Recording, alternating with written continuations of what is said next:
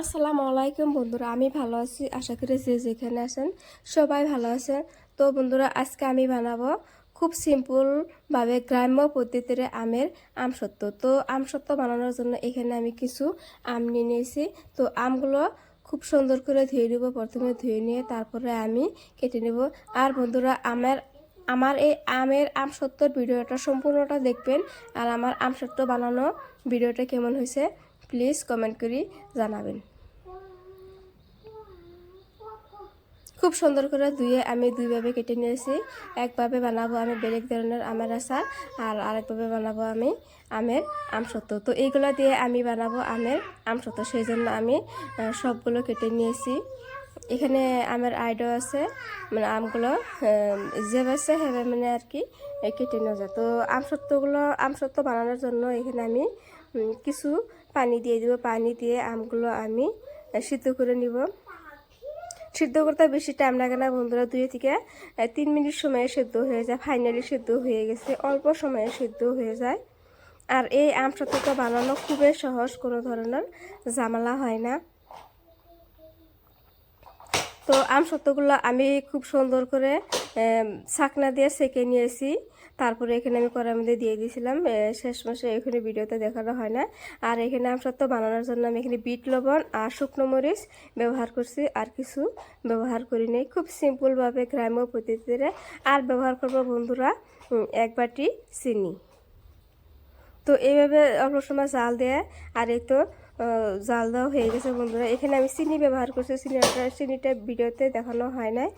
আর একটা থালার মধ্যে আমি অল্প পরিমাণ তেল দিয়ে তারপরে থালাটা মানে সম্পূর্ণভাবে তেলটা দিয়ে ঘষে নেব এইভাবে। তারপরে আমি আমসত্ত্ব যে বানাচ্ছি ওইটা এখানে আমি ঢেলে দিব।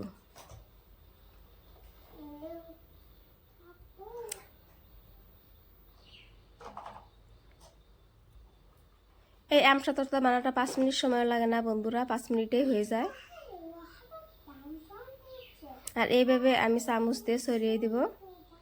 তারপরে বন্ধুরা, এটা আমি রোদ্রে দিয়ে মাত্র 2 দিন শুকিয়ে নিব।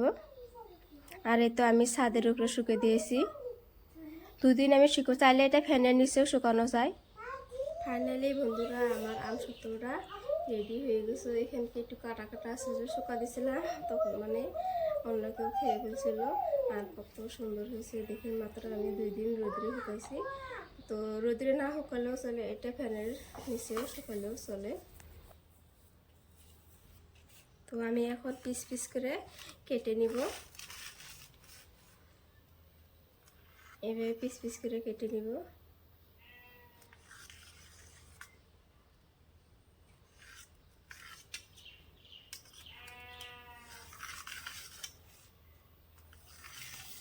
তো বন্ধুরা, আমার আমসত্ত্ব বানানোর রেসিপিটা কেমন হয়েছে প্লিজ কমেন্ট করে জানাবেন।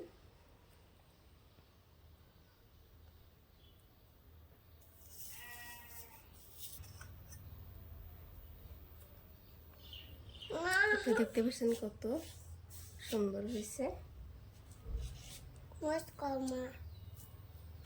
হ্যাঁ, মরিচ দিয়ে দিয়েছি। আর এগুলো আমি এইভাবে করে নিমকির মতো করে কেটে রাখবো। নিমকির মতো করে কেটে রাখবো, রেখে দিব। তো সবগুলো আমি এইভাবে কেটে নিব।